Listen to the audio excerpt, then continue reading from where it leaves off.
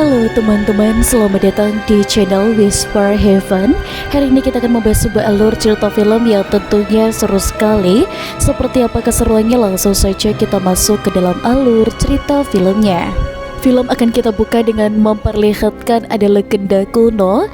Konon katanya ada roh pendendam yang mendiami arah lansia dan mengambil alih jiwa mereka yang paling rapuh dan mengubahnya menjadi amukan yang membabi buta. Kita akan berlanjut ke sebuah panti jompo yang bernama Siong, dan di sini kita diperlihatkan seorang kakek tua yang bernama Aike, dan dia tampak begitu sedih dengan selang oksigen yang menempel di hidungnya. Tatapan kosong menghadap ke jendela yang diguyur badai. Pada malam itu, seorang perawat yang bernama Lisa datang untuk bertugas. Dan di dalam panti, di sini Lisa merasa curiga karena pintunya sudah terbuka. Dan Melissa memeriksa kamar itu, tapi memang sudah tidak ada di tempatnya. Dia pun langsung menyarinya ke berbagai ruangan, tapi hasilnya tetap nihil.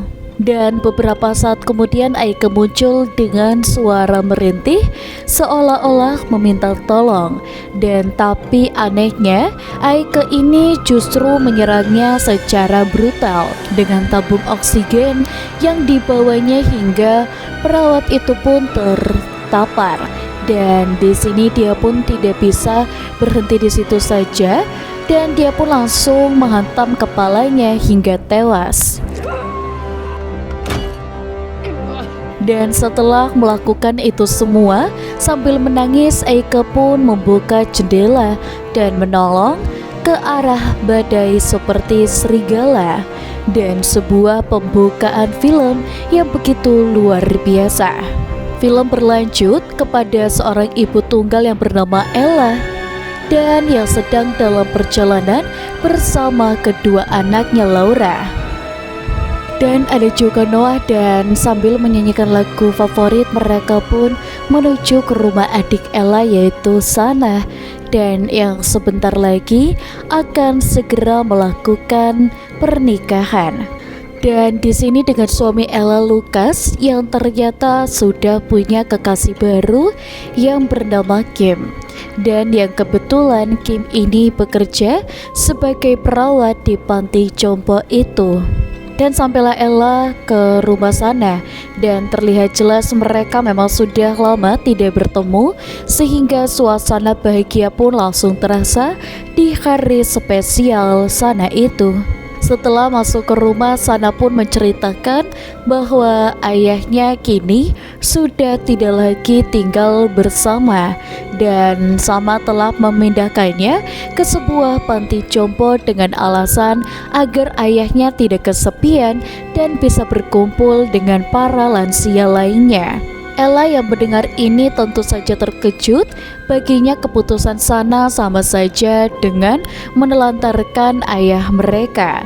Dan tanpa beristirahat, Ella dan Sana pun langsung menuju bergegas ke panti untuk menjemput sang ayah agar bisa ikut dalam acara pernikahan Sana. Di tengah perjalanan mereka bertemu dengan Lucas. Noah dan Lucas pun langsung melepas rindu setelah lama tidak berjumpa. Meskipun sudah bercerai, tapi hubungannya tetap akur. Setelah itu mereka pun melanjutkan perjalanan. Dan semakin jauh mereka memasuki area panti, pemandangannya pun terasa semakin aneh, dan mereka melewati banyak rumah yang hanya dihuni oleh orang-orang tua. Pemandangan ini terasa ganjil. Seorang para warga di sana sengaja membiarkan, bahkan menelantarkan para lansia itu untuk tinggal sendirian.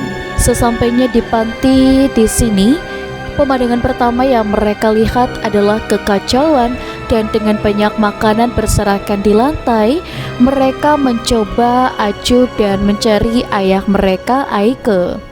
Dan suasana pun terasa sangat aneh.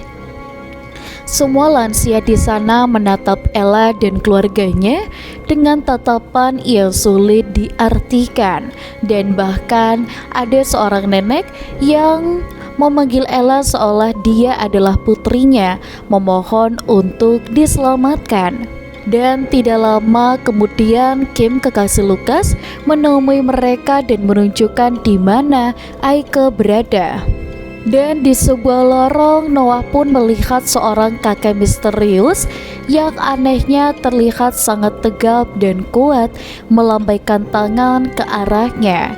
Dan merasa penasaran, Noah pun mengikuti kakek itu dan melintasi para lansia lain yang terus menatapnya dengan ganjil.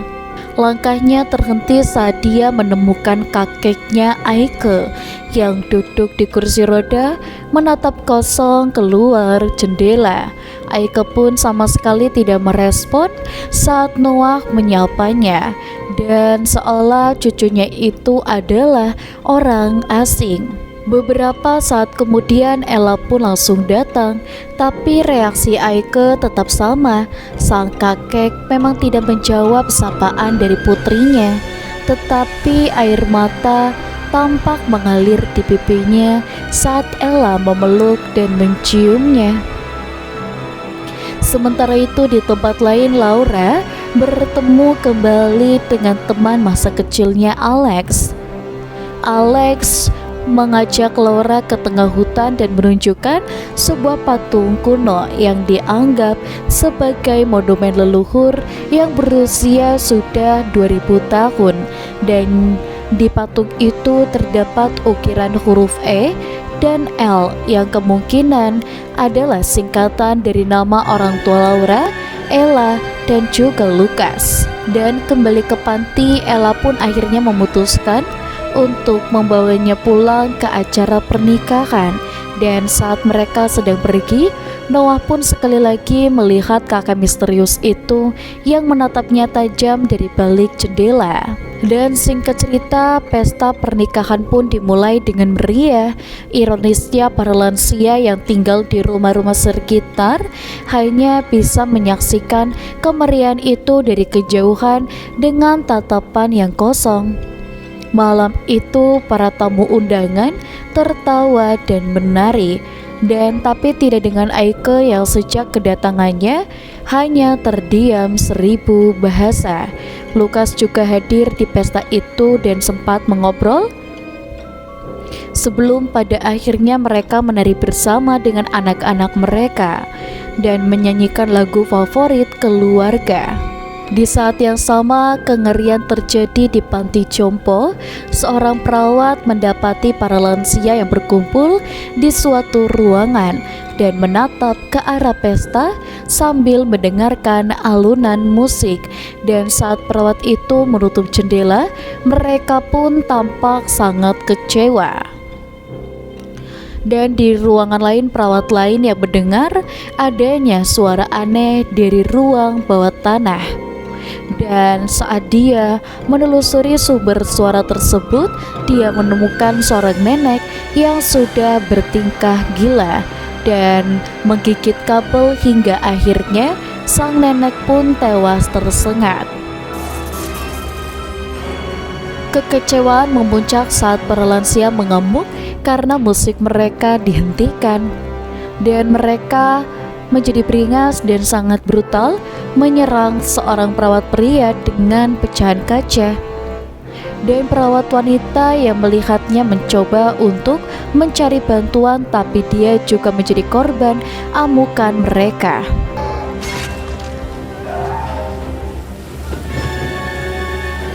Dan setelah menghabisi kedua perawat di sini, ada yang terkuak dan menemukan sebuah undangan pernikahan. Pesta pernikahan itu sendiri akhirnya harus bubar karena hujan deras pada malam itu. Dan Sana dan suami barunya memutuskan untuk berbulan madu di pondok mereka. Dan malam indah mereka berubah menjadi mimpi buruk, dan si si kakek misterius itu ternyata telah kabur dari panti dan diam-diam masuk ke dalam pondok yang ada di sana. Dan tiba-tiba dia muncul menghabisinya dan langsung melemparkan senjatanya tepat di kepalanya. Dan sementara itu Kim yang baru saja sampai di rumah, mereka dikejutkan oleh sosok lansia yang berkeliaran di sekitar tempat tinggalnya. Dan tak lama kemudian sebuah ledakan terdengar dan alarm berbunyi dari arah desa. Dan ternyata memang sudah terjadi di sana dan teror ini sudah jelas dan baru saja dimulai. Dan malam itu dia terbangun oleh suara rorongan dan dari para lansia.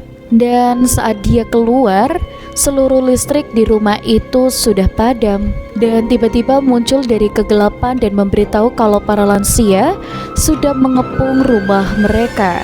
Tetapi ketika Ella mengintip dari jendela, anehnya memang tidak ada siapapun di sana. Keanehan pun terus berlanjut dan dari dalam rumah yang gelap terdengar suara gentingan piano. Saat diperiksa ternyata ayah mereka lah Aike yang sedang memainkannya. Dan tiba-tiba terdengar suara gedoran keras di depan. Dan dengan ragu dan takut, Ella pun membukanya dan dia melihat ada seorang kakek dari panti yang memang hanya diam-diam di halaman. Dan dia pun memberanikan diri untuk mendekatinya. Dan kakek itu pun terus memanggil Ella dengan nama Hana dan memberinya sebagian alat kitab berisi pemerintah untuk menghormati orang tua. Sementara itu Laura yang ada di balkon memang dikejutkan dengan seorang nenek yang tiba-tiba duduk di sampingnya dan meremas-remas pipinya sendiri dan lari begitu saja. Panik, Ella menyuruh Laura untuk masuk dan mengunci semua pintu dan semua jendela sementara dia nekat untuk mencari sana. Dan sesampainya di sana Ella dibuat terkejut ketika melihat adiknya yang memang sudah tewas di ranjang pengantinnya. Di rumah itu tiba-tiba saja dia mendengar senandung seorang wanita dan melihat sosok nenek yang memegang pisau menatap ke arahnya. Dan tak lama kemudian muncul si kakek misterius bersama lansia lain dan mencoba menyerang Ella. Dan dengan terpaksa Ella pun melompat keluar dan untuk kabur. Dan dia pun langsung kembali ke rumah dan juga dia langsung datang di saat yang tepat untuk menolongnya. Dan mereka pun bergegas untuk masuk ke dalam rumah. Tapi kini puluhan lansia memang sudah mengepung tempat itu. Kepanikan pun semakin menjadi-jadi ketika mereka sadar kalau Noah telah menghilang. Dan didorong oleh rasa takut kehilangan putranya, Ella mengambil pistol yang tersembunyi di balik lemari buku dan dia pun langsung keluar untuk menghampiri sendirian. Dan bahkan dia sempat menghajar ayahnya sendiri yang telah diduga bersekongkol dengan mereka. Dan di dalam rumah kengerian pun kembali terjadi dan si kakek pun menghampiri Kim dan juga Laura. Awalnya dia berniat menyerangnya, tapi Kim ini licik berdalih kalau selama ini dia sudah berjasa merawat para lansia itu di panti. Dan dengan teganya dia pun mengalihkan perhatian si kakek kepada Laura. Dan tepat pada saat itu Ella dan Lukas mendengar teriakan Laura dan segera kembali untuk masuk.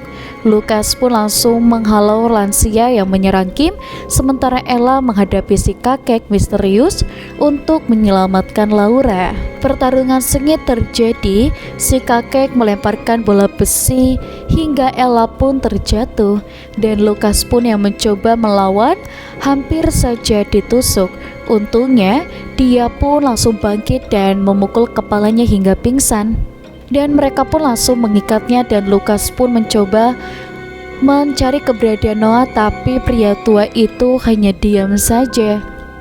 Karena geram, Ella mengambil garpu dan mengajak akan menusuknya dan berharap dia mau berbicara.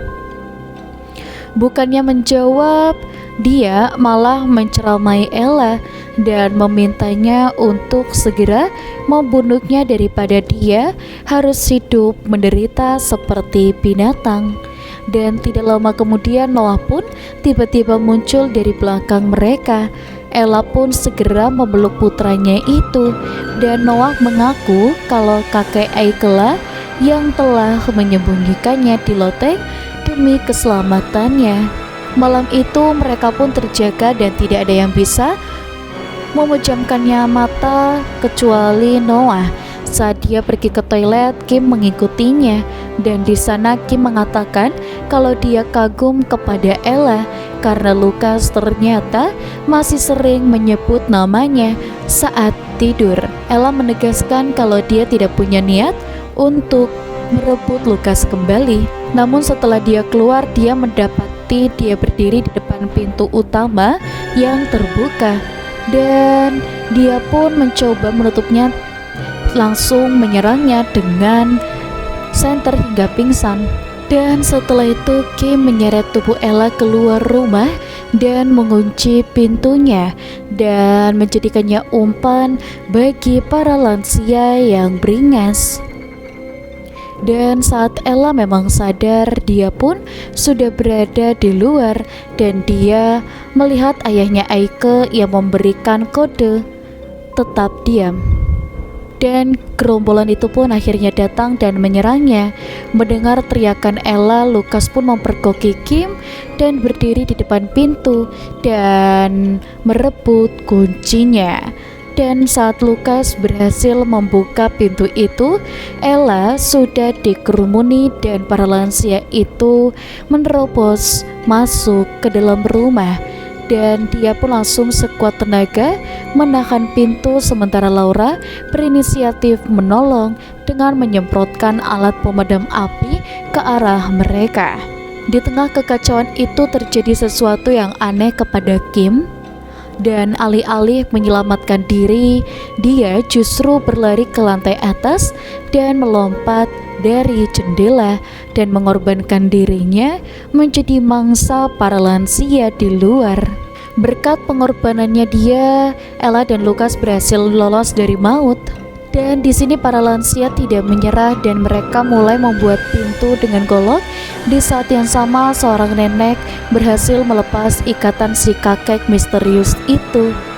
Dan keadaan semakin parah saat para lansia itu menyiramkan bensin dan mulai membakar rumah tersebut. Di dalam insiden itu, Lukas pun tidak mampu lagi bertahan akibat luka tusukan di tubuhnya, dan dia memutuskan untuk menyerahkan diri dan meminta Ella membawa anak-anak mereka pergi melalui jalan rahasia di terowongan bawah tanah. Para lansia itu tahu dan terus memburu mereka. Dan di tengah terowongan yang sempit, mereka harus berjuang melawan gerombolan itu. Sadar kalau mereka tidak mungkin bisa lolos bersama, Ella pun membuat keputusan yang sangat berat. Dia mengorbankan nyawanya demi anak-anaknya menahan para lansia agar Laura dan yang lainnya bisa kabur.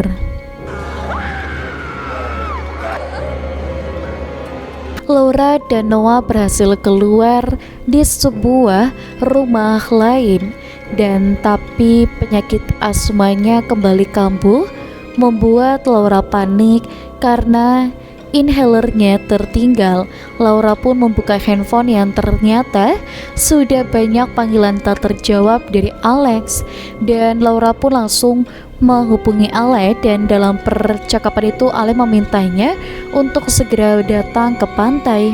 Saat mereka akan keluar dari rumah, tapi mereka sudah berdiri di depan pintu, Dan Laura yang mengira kakeknya masih sehat langsung menemukan pistol itu. Tapi tiba-tiba si kakek misterius datang dan langsung memukul Laura hingga terpental. Dan di saat kondisi Laura yang sudah tidak berdaya, dia menyanyikan lagu favorit keluarga mereka. Dan sebuah lagu yang biasa dinyanyikan di saat mereka sedang bersama-sama. Dan tidak disangka justru dengan nyanyian itu perlahan mampu menyadarkan kakek Aike, dan bahkan di sini dia pun langsung goyah mendengarnya. Aike yang sudah sepenuhnya tersadar mengambil pistol yang terjatuh dan menembak si kakek misterius, dan hingga akhirnya dia pun tewas. Laura dan Noah akhirnya selamat, meskipun memang harus kehilangan kedua orang tua mereka. Mereka memeluk sang kakek yang membuktikan kalau dia sangat menyayangi mereka. Mereka pun bertiga berlari menuju ke pantai. Sesampainya di sana, tidak lama kemudian Ale datang membawa perahu untuk menyelamatkan mereka. Dari bibir pantai, para lansia yang tersisa hanya bisa menatap mereka pergi. Dan di sini akhirnya film selesai. Jangan lupa untuk like, komen, dan juga subscribe. Sampai jumpa.